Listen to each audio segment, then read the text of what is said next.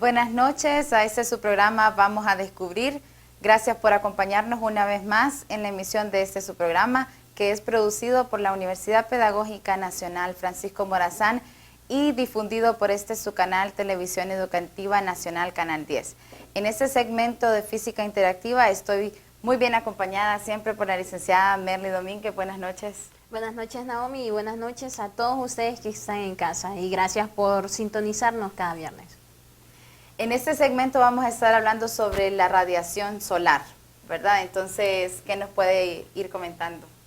Bueno, realmente el sol es una fuente de vida. Entonces, la radiación solar básicamente es todo aquel espectro electromagnético, energía que llega a nosotros, gracias a partículas eléctricamente cargadas, de hecho, y también por los rayos solares.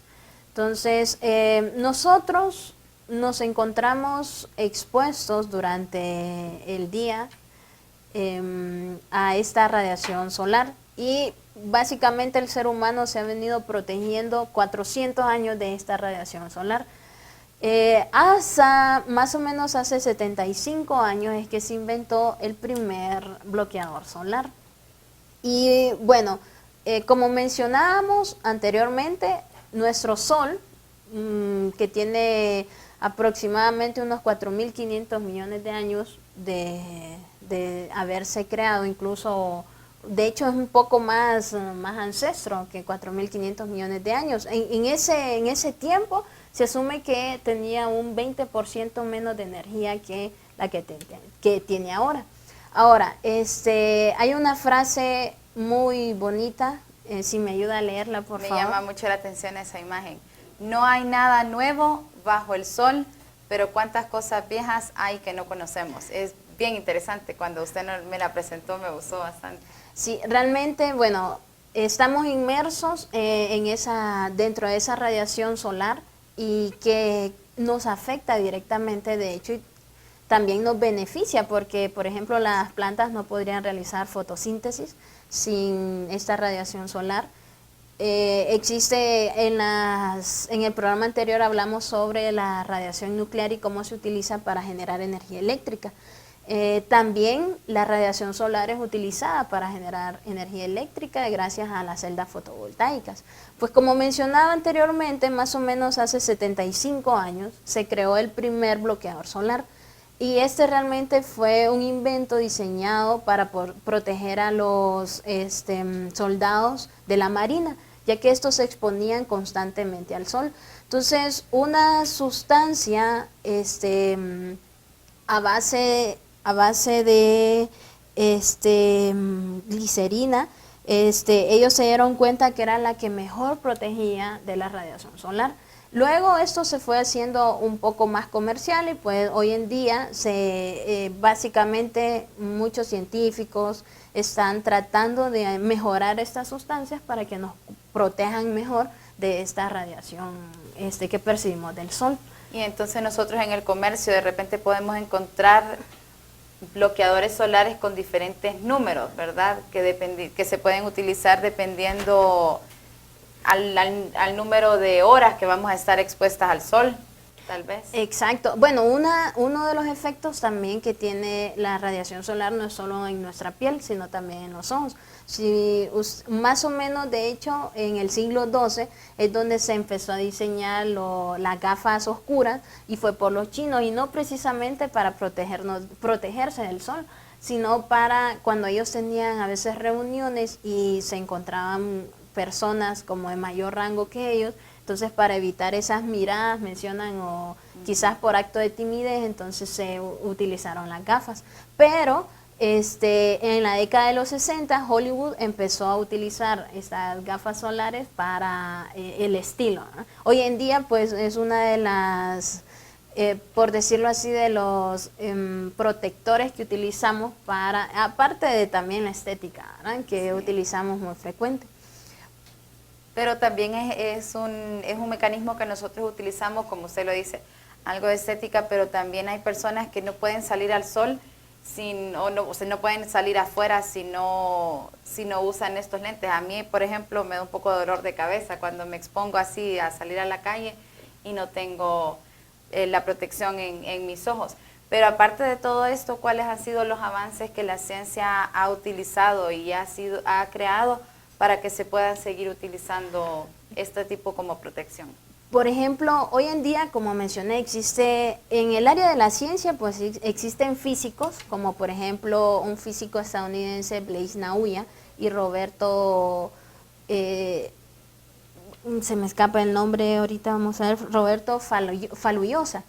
Ellos son físicos, el primero de ellos es astrofísico, el segundo es físico teórico, y ellos trabajan estudiando la radiación solar y cómo esta radiación nos afecta directamente a nosotros, a nuestro planeta, y de hecho cómo crear nuevas sustancias en base de nanotecnología para poder utilizarla como bloqueadores solares. Ahora, ¿qué es esto de la radiación solar? Pues básicamente es radiación electromagnética. Si podemos observar, esta radiación anda entre una frecuencia de 300 a 800 nanómetros. Existe un rango del espectro que es ultravioleta. Ese no es visible para el ojo humano, es invisible para nosotros, por decirlo así. Y ese anda entre 300 y 400 nanómetros. Posterior a ello tenemos el espectro visible, que son los colores que nosotros podemos visualizar. El ojo humano tiene la capacidad de ver esa luz, por decirlo así. Sí. Entre los 700 y 800 nanómetros es luz infrarroja. Ahora, ¿cuál es la más dañina para el ser humano? Es la ultravioleta. Estos rayos ultravioletas están divididos en rayos A, B y C. Los rayos C son los que se encuentran cerca de los 300 nanómetros de frecuencia. Estos pues son completamente detenidos por la capa de ozono y la magnetosfera. Bueno, la magnetosfera es nuestra capa, nuestra cobertura magnética, la cobertura magnética del planeta Tierra, que lo que hace es evitar que las partículas eléctricamente cargadas lleguen a nosotros, y estas también en forma de radiación electromagnética. Entonces, estos tipos de radiación C no nos dañan, bueno, no llegan a nosotros. Ahora, los rayos B, estos rayos B sí logran llegar hasta nosotros, y al exponernos mucho a ellos podemos sufrir quemaduras. Pero no todo es malo en estos rayos ultravioletas B, sino que también al exponernos a ellos podemos, nuestro cuerpo genera vitamina D, que es muy importante para la estructura de nuestros huesos. Sí. Y nuestro metabolismo también. Ahora, están los rayos que son los más dañinos para nuestro cuerpo, que son los rayos ultravioleta A. Estos causan manchas. Gracias a esto, de hecho, nosotros podemos tener cáncer de piel. Una alta exposición a ellos también puede ser un efecto cadena, porque puede ser que ahorita nos estemos exponiendo y con el tiempo estas células cancerígenas se desarrollen. Sí, qué interesante, pero todo esto de los rayos tienen que ver de acuerdo a la distancia que hay del Sol y la Tierra, ¿verdad?, de nuestro planeta. Básicamente, cuando se producen más cantidad de estos rayos solares es cuando existen tormentas solares, que son las que pueden afectar a nuestro planeta. La distancia del Sol a la Tierra son aproximadamente 150 millones de kilómetros. Ahora, cuando existen llamaradas solares, que son explosiones en la superficie del Sol, entonces esas explosiones dicha radiación logra llegar hasta nuestro planeta Tierra. Hay una clasificación para ellas. Existen, por ejemplo, la clasificación G1, G2, G3, G4, G5. Pasando la G5 ya están las que más pueden tener efectos sobre nuestro planeta. De hecho, la G1, esta solo afecta un poco al potencial o el voltaje de los satélites. La G2 ya afecta un poco el cableado eléctrico o la electricidad de los satélites. La G3 ya afectando un poco más incluso a la emisión de las ondas de radio. La G4 pues va afectando en forma general los satélites, y la G5 puede dejar hasta inmóvil inservibles en los satélites que tenemos en nuestro entorno. Pasando de la G5, ya nos puede afectar grandemente a nuestro planeta. Entonces esas llamaradas que usted mencionaba sí afectan, sí nos podrían afectar a nosotros en el planeta Tierra. Pues fíjense que en 1859 hubo algo que se llamó el efecto Carrington. Este efecto fue producido por una llamarada solar. Pues cuando se produjeron esta llamarada solar, muchas instalaciones eléctricas, instalaciones de radio, tanto en Estados Unidos como en Norteamérica, en Estados Unidos y en Europa, dejaron casi incomunicadas también la parte de los telégrafos, quedaron inservibles. Entonces esto fue producido por una llamarada solar. Y pues hoy en día se encuentra, la NASA ha dedicado fondos para estudiar en forma continua estas llamaradas solares y las manchas solares que se encuentran visibles, por decirlo así, a los sensores.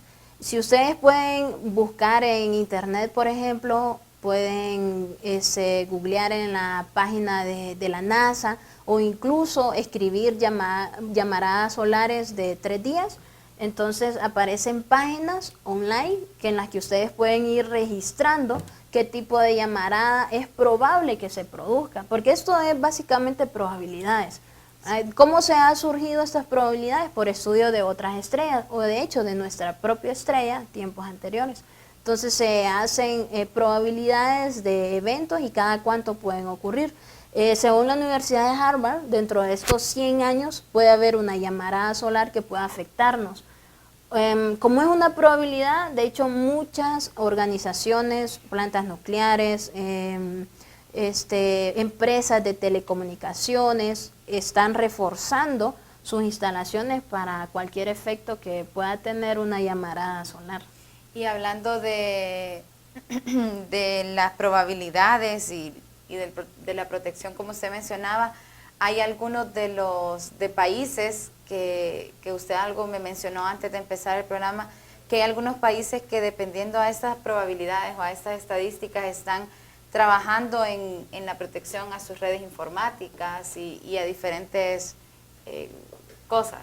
Exacto. Por ejemplo, bueno, países desarrollados, Estados Unidos, en Europa, por ejemplo, Rusia, Japón.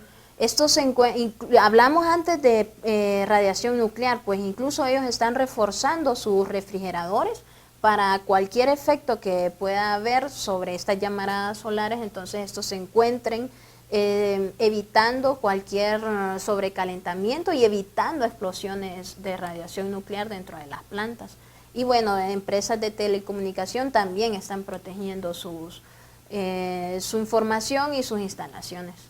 O sea que no estamos exentos, pero tampoco es algo que se produce a diario.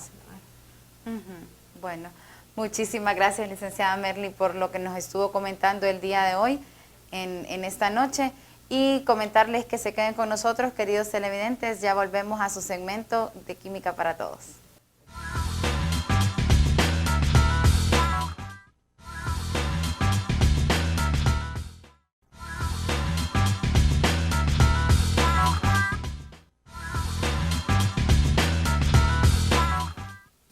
Buenas noches, muchas gracias por seguir en sintonía con nosotros en este programa de Química para Todos. Le doy la muy bienvenida a la licenciada Rosana Bulnes. Buenas noches. Buenas noches, Naomi, ¿cómo has estado? Muy bien, igualmente. En este segmento entonces vamos a hablar sobre la composición química de las estructuras del planeta Tierra, ¿verdad? Sí, fíjense que estábamos pensando que en el marco de la celebración del Día de la Tierra este mes de abril, y que realmente no debería de ser solo un día, no solo un mes, como decimos en todas las celebraciones, sí. El 22 de abril estaríamos celebrando el Día Mundial Internacional del Planeta Tierra, y pensando en esto hemos traído y preparado segmentos que hablen un poco de conocimiento químico, de lo que es la esfera terrestre, y un poco también de la contaminación que se está generando por parte de nosotros antropológicamente hablando con las actividades industriales o las actividades del ser humano. Importante hablar un poco de conciencia, Naomi, en este tipo de segmentos o de temas porque Creemos que ya no es una cuestión de prevención, ya estamos a un nivel de mitigar, ¿no?, el impacto que hemos realizado en el planeta. Y importante también mencionar que mucho se ha investigado del exterior, de lo que está pasando a nivel de otros mundos, de otros planetas en el sistema solar, pero también se ha hablado mucho de investigación en la búsqueda, perdón, de un planeta que se parezca mucho al nuestro. ¿Cuál sería el objetivo de esto? Pues creemos que el ser humano andamos buscando, obviamente, encontrar un planeta que se asemeja a nuestro hermoso planeta Tierra, pero también buscar una fuente de recursos que desgraciadamente en nuestro planeta ya está un poco agotado, y está agotado por lo que decíamos, la falta de conciencia y las actividades desgraciadamente descontroladas que hemos realizado en él. Entonces, básicamente de eso hablaríamos un poco hoy. Bien, y que eso de la conciencia ambiental viene siendo también por la cultura, la falta de educación. Entonces, agradezco el espacio para poderle dar las gracias porque usted nos está ayudando en fomentar un poquito más la educación y la conciencia ambiental que debemos tener. ¿Cómo es la estructura del planeta Tierra y cuál es la composición química que tiene que ver con cada uno de ellos? Pues hemos aprendido en nuestra educación escolar, secundaria, que el planeta Tierra está compuesto de esferas, de capas. Se llaman esferas y por eso las terminaciones en el caso, por ejemplo, de que estemos hablando de atmósferas, de hidrósfera, de geósfera. Nos vamos a centrar un poco en la parte de la geósfera, que es la parte de las capas, de lo que es la parte sólida o semisólida, ya vamos a hablar un poco de eso, de lo que es el globo terráqueo, perdón, y vamos a hablar no solamente de cuáles son estas capas y cuáles son algunas de las características, sino también de las composiciones químicas, como usted mencionaba. Algo muy importante de aclarar es que estas esferas son como capas de una cebolla, ¿no?, que se van quitando y van dándose condiciones muy, muy diferentes. Por ejemplo, una capa se va a diferenciar de otra por cuestiones, por ejemplo, de características físicas, de características geológicas, y también va a cambiar la temperatura. Y en muchos casos, cada capa se diferencia por cuestiones de grandes diferencias en cuanto a temperatura. Entonces, en base a eso, nosotros vemos, por ejemplo, en la imagen que tenemos básicamente 3 capas, las cuales van a tener subdivisiones y subcapas, donde estaríamos en la corteza terrestre, el manto, que es la parte intermedia, y el núcleo, que también se conoce como la esfera central, de la cual poco conocemos por, obviamente, las razones de la distancia, ¿no? Tienen altas profundidades y obviamente ahí hay características de temperatura y presión en las cuales el ser humano, no ha podido llegar a hacer análisis, pero vamos a contarles un poco de lo que está haciendo la experiencia a nivel de la ciencia en cuanto a la investigación de la composición química, por ejemplo, del núcleo. Bien, entonces para ir empezando con la capa más externa, que sería la capa de la corteza, ¿cuál es la composición química de esta estructura? Pues la capa de la corteza terrestre, que es donde nosotros habitamos, es la compuesta por rocas, ¿verdad? Tiene dos formas de diferenciarla, o dos clasificaciones, que sería la capa terrestre continental y la capa marítima u oceánica, que es la que está en el fondo de los mares, ríos y océanos. En esta se encuentra muy poca información, pero son capas muy delgadas comparadas con las otras dos, que es el manto y el núcleo. Aquí tenemos más o menos un espesor entre 10 a 100 kilómetros, son capas delgadas en comparado con las otras, ya vamos a ver las diferencias. Y algo muy importante en esta capa de la corteza terrestre es que la mayor composición que se ha encontrado según los estudios es en función de 2 elementos químicos, el silicio y también el aluminio. Obviamente hay otros compuestos, otros elementos, ¿verdad? Donde pues puede predominar, por ejemplo, algunas partículas de hierro, oxígeno, pero a mayor porcentaje serían silicatos, entonces tenemos silicio y aluminio como composición química. Bien, y entonces para hablar un poco sobre la capa externa, la capa que sería el manto, esta estructura, ¿cómo está compuesta químicamente? Pues el manto es la capa que continúa la corteza, es una capa que soporta diferentes presiones con respecto a la capa anteriormente mencionada. En el manto ya tenemos rocas un poco de mayor densidad. Estamos teniendo, por ejemplo, aquí 2 profundidades. Está el manto superior, el manto interno, El manto superior es el que está pegado a la corteza y ahí podríamos estar albergando más o menos 100 grados Celsius. Pero, por ejemplo, ya bajando un poco en el manto inferior, tendríamos, aparte de diferencias de densidad, tendríamos aproximadamente entre 2.500 a 3.500 grados Celsius. Entonces ahí ya estamos llegando a temperaturas donde posiblemente algunos elementos metálicos se podrían estar fundiendo y entonces podría ser un manto semilíquido, semisólido, por cuestiones de temperatura. Algo muy importante también y que diferencia estas dos capas entre la corteza y el manto es la densidad, ya lo habíamos mencionado, y entonces tenemos densidades más o menos de 3.3 gramos por centímetro cúbico en la parte superior y desde 5.5 hasta 6.7 gramos por centímetro cúbico en la parte inferior. Una cosa muy interesante del manto es que está más o menos, corresponde a lo que es el 83% de todo el volumen del globo terráqueo, o sea que casi toda la Tierra es manto. Y la composición química de esta capa básicamente estaría también formada por silicato, por silicio, magnesio y algunos residuos de hierro o también un poco de oxígeno. Entonces eso es lo que los estudios han reportado en cuanto a esta corteza, a esta capa, perdón, que se llama manto. Bien, y entonces ya la tercera estructura sería la del núcleo, ¿verdad? Entonces igual, si nos podría comentar un poco cuál es la composición química de esta estructura. El núcleo es muy interesante, aparte de que no se ha investigado mucho porque está muy lejos. El núcleo ha sido estudiado más que todo por simulaciones. El hombre ha hecho mucha simulación, se han investigado también datos de sismógrafos que han reportado información muy interesante de esta parte de la esfera central. El núcleo está alcanzando temperaturas hasta los 6.000 grados Celsius. Hay dos tipos de núcleo, el núcleo externo e interno, y nos habla que el núcleo externo es la parte líquida, donde la composición química varía entre níquel y hierro. Se dice que la proporción es de más o menos el 70% de hierro y el 10% de níquel, donde hay algunos otros elementos. Se creía por mucho tiempo que había mucho oxígeno. Últimamente se ha encontrado que el oxígeno es un poco escaso y que es una capa que se conocía anteriormente como la capa NIFE. Por eso, ¿no? Por la composición básicamente de níquel y hierro.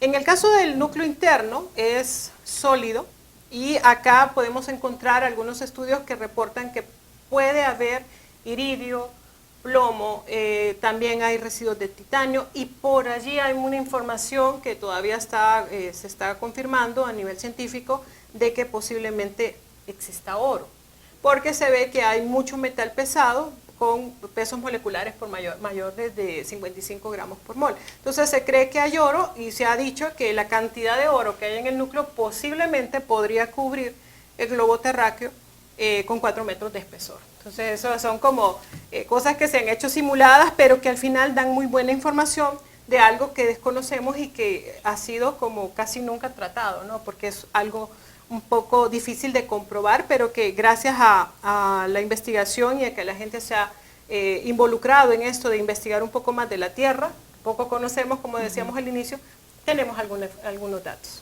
Y es interesante ver cómo el avance científico, ¿verdad?, en los simuladores y todo eso, podemos nosotros conocer un poco más de estas estructuras y cuál es la composición química de ellas. Y ya hablamos un poco entonces sobre el núcleo externo y el núcleo interno, de lo que tienen y cuál es la composición química de cada una de las estructuras. Algo muy interesante, solo para terminar, el radio del núcleo se aproxima mucho al radio del planeta Marte. Entonces son radios sumamente grandes, ¿no? En comparación uno creería que son cosas pequeñas, pero corresponden a volúmenes importantes en cuanto a lo que es el volumen total del planeta Tierra. Excelente, muchísimas gracias, licenciada Bulnes, por estar compartiendo con nosotros este tema tan interesante. Y a ustedes, queridos televidentes, les invito a que se puedan quedar con nosotros en el segmento de Así es la vida, porque vamos a estar hablando sobre los animales que estuvieron viviendo y que siguen en la actualidad y que aún existen con los dinosaurios. Muchas gracias.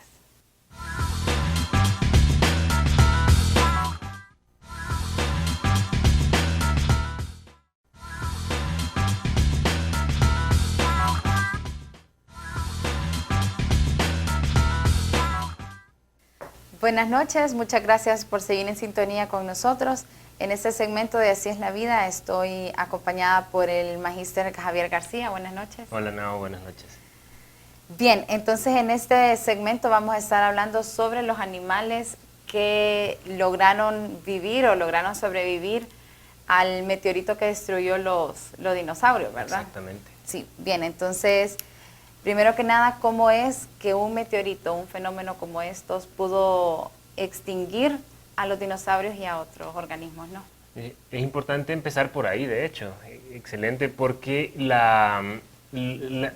la historia universal, la historia natural, han existido bastantes extinciones masivas, pero siempre hay un grupo que tenía la fortaleza tal y las características como tan superiores en algún sentido que no había manera de que de otra forma vinieran y colapsaran como clados, como clases taxonómicas. En algún momento fueron los artrópodos, familias de los zancudos, familias de los camarones, familias...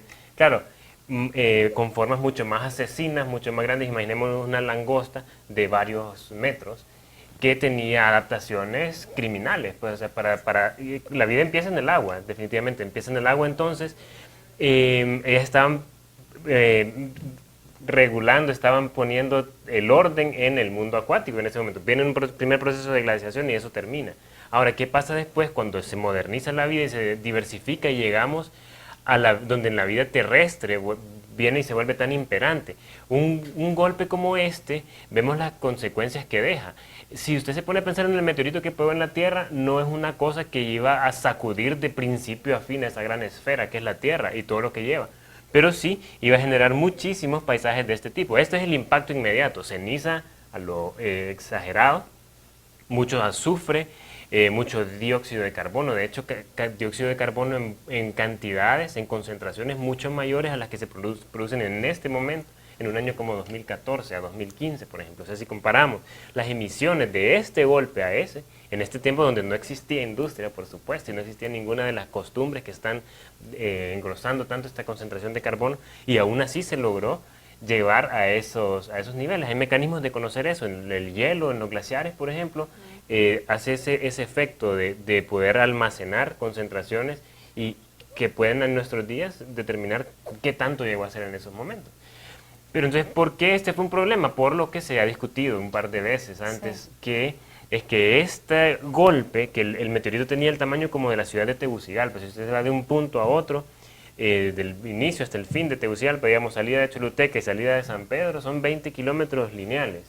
Entonces, era más o menos lo que tenía este meteorito que golpeó la Tierra, una cosa enorme, imagínense una piedra de ese tamaño, pero que comparativamente el tamaño de la Tierra, pues tenía, claro, las velocidades y todo ese tipo de cosas físicas que la profesora Merli en algún momento nos irá a comentar, tienen un papel fundamental, pero el detalle es que no tenía un tamaño suficiente para sacudir el último dinosaurio del lado de la China. Mire qué parecido a lo que suele pasar en Hollywood, el meteorito casi que pegó en los Estados Unidos. Sí. Allá si hay un monstruo de 800 metros de longitud, sale en Nueva York. O si pasa el torbellino más grande de la historia de la humanidad, cae en Miami, una cosa así. Sí. Y fíjese que en este suceso del meteorito no fue muy diferente a eso, pegó en el Golfo de México. Y por supuesto que muchos animales de esa zona desaparecen instantáneamente. Pero ¿qué pasa? Para no alargar tanto esta parte, las nubes de polvo, la nube de CO2 y la nube de azufre y esta cosa llegó a reducir la temperatura de la Tierra enormemente, pero enormemente, y a disminuir también enormemente la cantidad de luz que en su momento ingresó a la atmósfera. Claro, en una nube de polvo eterna, imagínense cuánto, o sea, unos niños jugando fútbol en una calle de polvo, mantiene una nube permanentemente, no digamos un meteorito de esas magnitudes. Sí. Entonces genera una capa de polvo enorme que reduce la cantidad hasta 26 grados centígrados. O sea, esa es una cosa inimaginable. Son nuevos modelos los que han venido a determinar que pudo llegar hasta esas magnitudes tan extremas. O sea, nosotros nos preocupamos con 1 grado en promedio que suba la temperatura mundial. 2 grados, 3 grados son pero catastróficos para la salud del planeta. Aquí bajaron 26 grados, entonces podemos entender cómo el 75% de las especies de flora se aniquilaron pues, por un proceso como este. La flora por el tema de la fotosíntesis, ¿verdad? Dejó de haber fotosíntesis desde el momento en que hay una nube permanentemente sobre el cielo. Y con ello caen las plantas, y con ello caen los animales que comen plantas, y con ello caen los animales que comían animales que comen plantas. Entonces es una cadena de colapso. Bien, de la vida. entonces, a pesar de todo este efecto que usted que nos está comentando, de todo este fenómeno, sí hay algunos animales que sí sobrevivieron a Exacto. a este fenómeno tan difícil que usted nos está mencionando, que con solo imaginarlo ya veo yo que está complicado. Sí, y de hecho usted puede ver si recordamos las imágenes que estuvieron largamente pasando anteriormente, usted puede ver el entorno que quedó y Sí. qué se pudo requerir de un animal para sobrevivir a esas condiciones. Y usted ya empieza a ver mucha mortalidad, etcétera. Sí. Pero la cosa es que sí, la vida busca su camino, la vida busca la manera de ser. Eso en la biología es un principio, pero fundamental. Va a buscar la manera de ser. Pensamos en la reproducción humana, pues donde el aparato reproductor femenino es una trampa para espermatozoides, es demasiado ácida para que vivan, hay una fertilidad de un día entre 30, y aún así vivimos en un país donde la explosión demográfica es notoria. La vida busca la manera. Entonces vemos en pantalla, por ejemplo, algunas especies que a nuestros días existen. Podemos dividir la pregunta que hace usted en dos enfoques diferentes. Animales que sobrevivieron a la extinción de los dinosaurios. Hay grupos de animales que empezaban a tener ancestros cuando los dinosaurios imperaban sobre la Tierra. Este es un ejemplo. Vemos que el zopilote de cabeza roja, de hecho, ni siquiera es muy diferente a un dinosaurio, si usted lo mira. Sí. La primera ave, digamos, Archaeopteryx se llamaba, era una cosa muy, muy, muy parecida a esta, y de hecho está quedando obsoleto hablar de reptiles y aves como cosas diferentes. Ahora se están agrupando dentro de un clado, una agrupación de un montón de familias que tienen un ancestro en común, un solo ancestro en común, que se llama saurópsidos. Y eso engloba tanto aves como reptiles. Entonces muy pronto, así como cuando decíamos el reino animal, vegetal y mineral, en primaria yo lo viví, sí. Ahora se habla de 6 reinos. Esto muy probablemente ya nuestros hijos van a estudiar los saurópsidos como una clase donde se agrupan estas dos taxones. Y entonces vemos que estos no existían como tales, los zopilotes, pero sus ancestros ya estaban, ya eran. Entonces hoy queremos hablar brevemente de animales que tal cual viven ahora, vivían en aquel momento. Las aves es en donde tenemos a pensar que muchos linajes, como los ancestros de esos, ya vivían para ese entonces. No digamos animales menos modernos. De hecho, nos vamos a centrar en qué animales modernos existen actualmente y que existían en el tiempo de los dinosaurios. Porque las esponjas, por ejemplo, o las medusas, los corales, esos son pero viejísimos, muchísimo más viejos que un reptil, o sea, más viejos que la clase de los dinosaurios. Por lo mismo que usted comentaba de que la vida se comenzó en el ecosistema acuático. Exactamente, y muy rudimentariamente. Una esponja no tiene Sí. tejidos, no tiene nada de esto, una medusa no tiene órganos. Entonces empieza la vida intentando, o sea, experimentando ver qué funciona y qué no. Y por supuesto iba a empezar de esto, no pasamos a tener televisores plasma, del radio a televisor plasma, sino que pasó una serie de etapas previas. Ahora, vimos las aves, ahora veamos este es el primer mamífero que existió en la historia. Este vivía con los dinosaurios. Este no existe ahora, entonces estamos hablando de ese escalón. Este es muy parecido a una musaraña de nuestros días, de hoy en día. No había ni por ser un primate, una cosa así con una postura ya parecida a la nuestra, o con cosas así muy notorias de nuestra anatomía actual. Columnas vertebrales con esta postura para caminar erguido, la distribución dentaria que tenemos nosotros, eso todavía no existía. Pero entonces hacemos esa distinción de tanto aves como los reptiles. Sí, como reptiles, como mamíferos, ya vivían ancestros en el tiempo de los dinosaurios, que no necesariamente viven en nuestros días. Ahora sí vamos a entrar en materia de ver, por ejemplo, aquí el ornitorrinco, que son animales que en su forma normal ya existían cuando estaban los dinosaurios, que es importante tener ese esquema mental de ver cómo las cosas se fueron sucediendo en un marco temporal concreto, porque si por ejemplo pensamos en los picapiedras, esta no sé si usted logró esas caricaturas. Sí, los logré ver todavía. Ah, bueno. Sí. Sí, porque a mí me acompañaron casi hasta la adolescencia.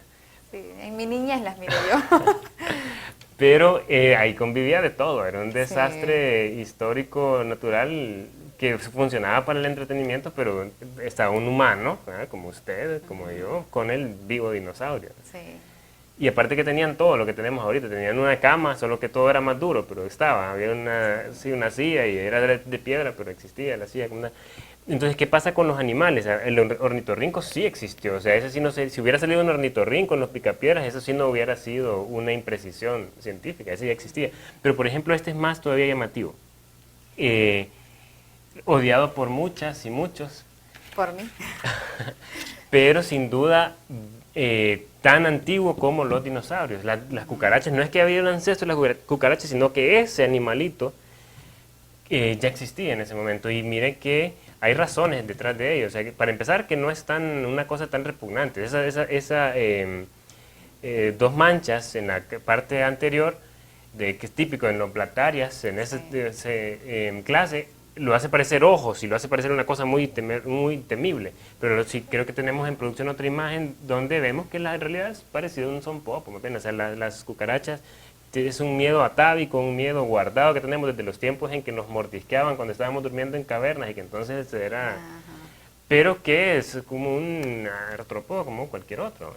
Pero la cosa es que pueden sobrevivir porque tienen una combinación de características, una combinación interesante. Por ejemplo, cada cápsula de estas tiene 400 cucarachitas adentro cuando ponen esos huevos y puede llegar a tener hasta 700, tiene hasta superar los miles de crías al año.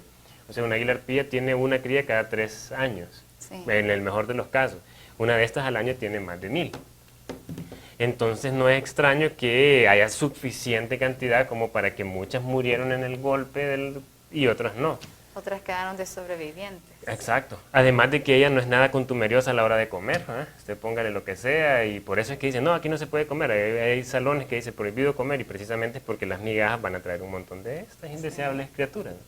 Entonces tienen esos bajos estándares para alimentarse y entonces a la hora de que escasea la comida ellas no tienen mayor problema porque no son quisquillosas para eso. Aparte que su tamaño y su composición, así ellos son un tanquecito, o sea, entonces ellas caben en grietas, caben en fisuras, caben en cualquier cosa que son buenos escondites a la hora de que pegue un golpe. No, y lo del tamaño es interesante porque cómo puede ser posible que en un tamaño tan pequeño puedan existir tantas crías en un mismo... Sí, claro, adaptaciones, Naomi. O sea, ese tipo de cosas hace que la fase larvaria que suelen tener los insectos, los artrópodos, tenga sentido en un contexto de supervivencia evolutivo, que sean unas miniaturitas así, en lugar de ser un humano de este tamaño como el que nosotros, es también una característica de adaptación. El cangrejo cacerola es otro, tal cual está ahí, existe, y existió en el tiempo de los dinosaurios. Este es un fósil viviente, muchas veces los científicos se refieren a él como esto. Y existe desde ese tiempo, y existe también por una razón. Siempre hay un tema anatómico, un tema fisiológico de supervivencia, que es el que explica que todavía existan. En el caso de esto se ha comprobado que su sangre es bien particular, porque este es un artrópodo, o sea, es igual que el camarón que tanto comentamos, y que el zancudo, y que la cucaracha que salió antes. Sí. Pero su sangre se coagula en el solo contacto con las bacterias. Entonces lo hace súper resistente a infecciones. Sí. O sea, viene una bacteria y tiene contacto y ese pedacito se coagula y entonces se hace como muy resistente, muy resiliente. Este es la tuatara. Es un reptil también, bueno, es un saurópsido, ya vamos a tener que irnos desacostumbrando a ese término. Que existía, o sea, convivió con los dinosaurios, al igual que todos los que hemos visto antes, exceptuando las zopilotes y la marmota esta que estábamos viendo para ilustrar que sí hay ancestros comunes que venían desde los dinosaurios, pero que ahora estamos hablando de animales que en esa forma existían. ¿Qué pasaba si volvemos un poco al reptil? Nos vamos a quedar quizás con porque pasa lo mismo con las tortugas marinas. Nosotros tenemos la tortuga golfina, con usted pudimos compartir, ir a buscar tortugas desobando allá, y esa tortuga en esa forma existía en el tiempo de los dinosaurios, y si usted se pone a pensar en algunos hábitos de ellas, también explica por qué existían y por qué aguantaron, siendo reptiles igual que los dinosaurios, y ellas sí aguantaron. Y es que, por ejemplo, ellas pueden estivar, o sea, ellas pueden bajar su metabolismo y calmarse en el agua, para reducir el gasto, pueden también hibernar, pueden hacer un montón de cosas que en un entorno como ese, los cocodrilos es algo parecido, los cocodrilos comen carne podrida, y créanme que había mucha en ese tiempo. Sí. Entonces hace esas características y esa diversidad en la vida que le da supervivencia a las especies, y que por eso es tan importante como factores, súper diversos los factores de supervivencia, y ahí están, y nos hace que todavía vivamos acá después de... Bueno, muchísimas gracias, Magíster Javier, por estar compartiendo con nosotros todo ese conocimiento sobre los organismos que habían estado compartiendo y que pudieron sobrevivir a este fenómeno del meteorito que extinguió pues a los dinosaurios. Muchas gracias. Sí, afortunadamente. Y entonces les invito a que se puedan quedar con nosotros, queridos televidentes. En un momento volvemos con más de sus segmentos de Vamos a Descubrir.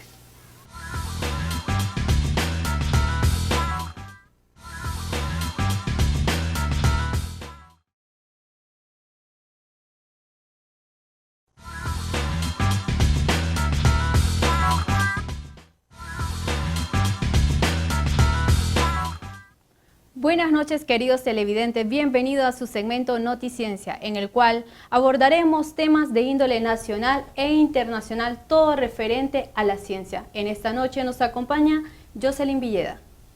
Muy buenas noches, Fanny, muy buenas noches tenga cada uno de los televidentes que nos sintoniza desde ya. El día de hoy les traemos noticias científicas muy interesantes relacionadas a por qué es dañino que nosotros ignoremos nuestras emociones, y también otras noticias interesantes a hablar el día de hoy es que se ha encontrado agua en la Luna, y no solamente en una parte, sino que en general. Qué bien, ¿verdad? También yo les traigo noticias referentes a las emociones, en este caso, razones científicas que nos explican el porqué de la risa y sus beneficios. Sobre todo, hablaré otro tema muy importante que muchos de ustedes, queridos televidentes, se han estado preguntando. ¿Cómo reconocer un lunar benigno o un lunar maligno? Entonces, déjenme decirles que nosotros podemos hacer una autoexploración de nuestros lunares para poder identificar cada uno de estos lunares. Entonces, los lunares benignos suelen ser de color café, pero no un color café muy intenso. Además, tienen un tamaño aproximadamente de 6 milímetros. Estos seguramente los tienen, ¿verdad?, desde la infancia, desde la niñez, pero a medida nosotros vamos creciendo, ellos van creciendo, pero muy lenta, o sea, van creciendo pausadamente. En cambio, los lunares malignos se suelen caracterizar por 3 tipos de colores. Entre ellos tenemos lo que es el café muy oscuro, el café claro y el café rojizo. Entonces, es una de las formas que nosotros podemos identificar, ¿verdad?, o diferenciar de lo que es un lunar benigno y un lunar maligno.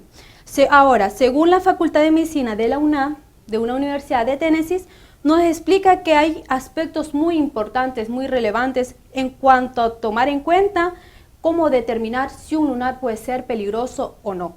En este caso tenemos lo que es la simetría, el borde, el color y sobre todo el tamaño.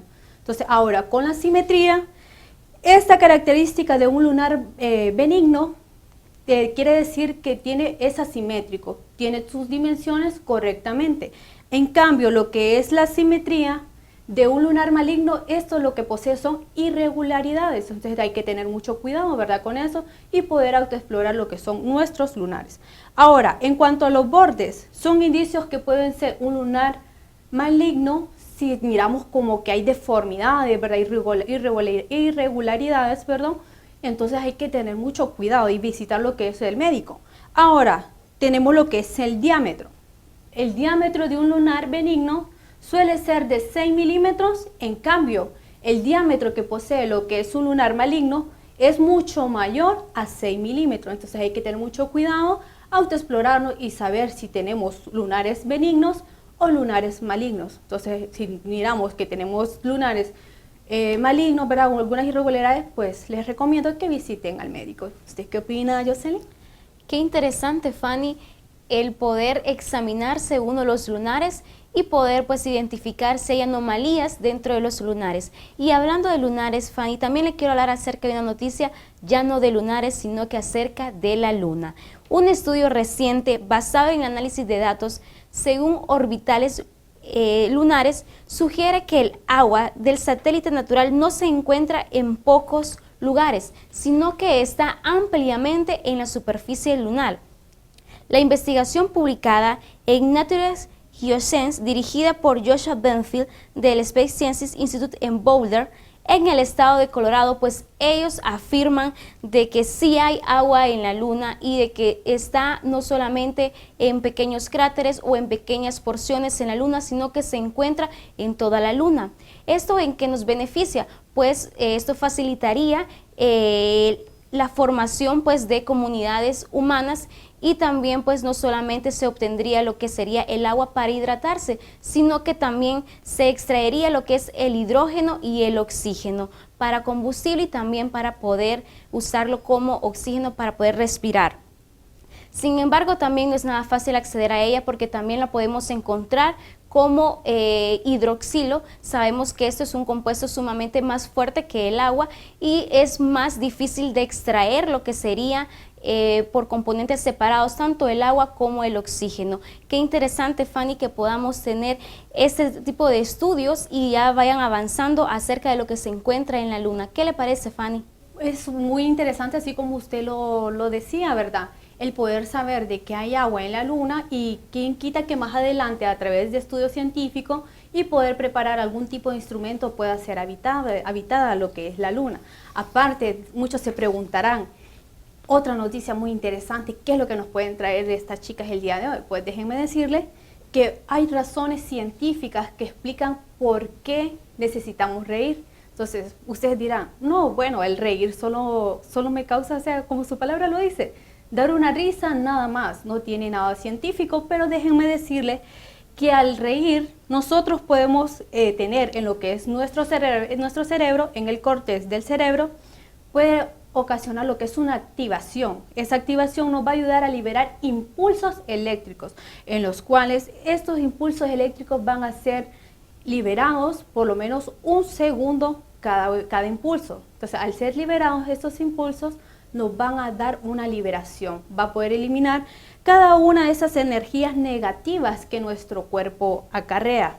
Entonces, este proceso, además del sonreír, nos ayuda a poder liberar lo que son las endorfinas y sobre todo lo que es la dopamina, que en otros segmentos anteriores hemos hablado acerca de estas dos hormonas o estos tipos de sustancias. Además, otro de los casos muy importantes es que nos ayuda a poder determinar y tener un establecimiento emocional. Además, según estudios científicos demuestran que el reírnos, ¿verdad?, no risas en exceso, pero por lo menos sonreír, reír 15 minutos al día ayuda a perder peso. Muy bien, escuchen muy bien, ayuda a adelgazar. Entonces, esto significa que vamos a adelgazar 2 kilogramos al año. Al año podemos adelgazar si nosotros pasamos riendo, ¿verdad? Pero siempre tener en cuenta, ¿verdad?, en precaución, que la risa también puede ser una forma mortal.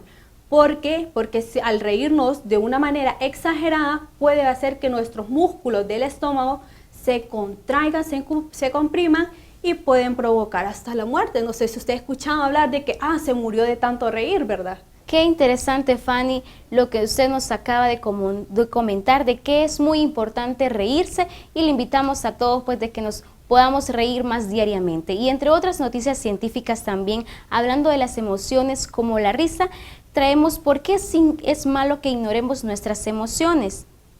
Pues las emociones son reacciones naturales que genera el cuerpo y nuestra mente y que son inevitables de que nosotros las podamos sentir. Ustedes tal vez han notado en la depresión, en la ansiedad o incluso en el estrés de que esto no solamente se genera en el estado mental, sino que también causa síntomas en el cuerpo físicamente, como por ejemplo puede causar una tensión en la espalda, también algunos dolores de cabeza y también síntomas malestares estomacales. ¿Por qué las emociones se manifiestan en el cuerpo?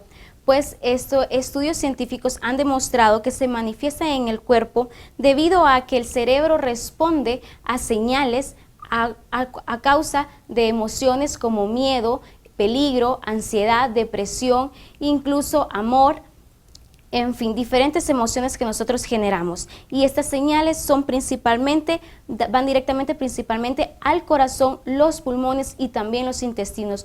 Por eso es que al nosotros generar estas emociones, los síntomas que generamos se sienten más en áreas específicas como el corazón, los pulmones y también en los intestinos. No es inevitable evitar las emociones, pero sí las podemos controlar. Los psicólogos demuestran de que si nosotros detectamos de dónde provienen estas emociones, pues podemos controlarnos y podemos evitar algunos síntomas, malestares en nuestro cuerpo y así mejorar también nuestra salud. ¿Qué le parece, Fanny? Bueno, es muy interesante, ¿verdad? El no restringir lo que son nuestras emociones. Sabemos, ¿verdad? Como usted lo mencionaba, Jocelyn, hay que darle libertad a las emociones y no retenerlas porque al final nos puede perjudicar. Entonces, ya saben, queridos televidentes, nos pueden sintonizar los días viernes de 8 de la noche a 9 de la noche, de 8 a 9 de la noche en su canal TEN Canal 10. Y recuerden hacer sus sugerencias, comentarios o algunos aportes que nosotros podamos brindarles en cuanto a las noticias en nuestra página de Facebook y nos pueden buscar como Vamos a Descubrir CCNN. Buenas noches.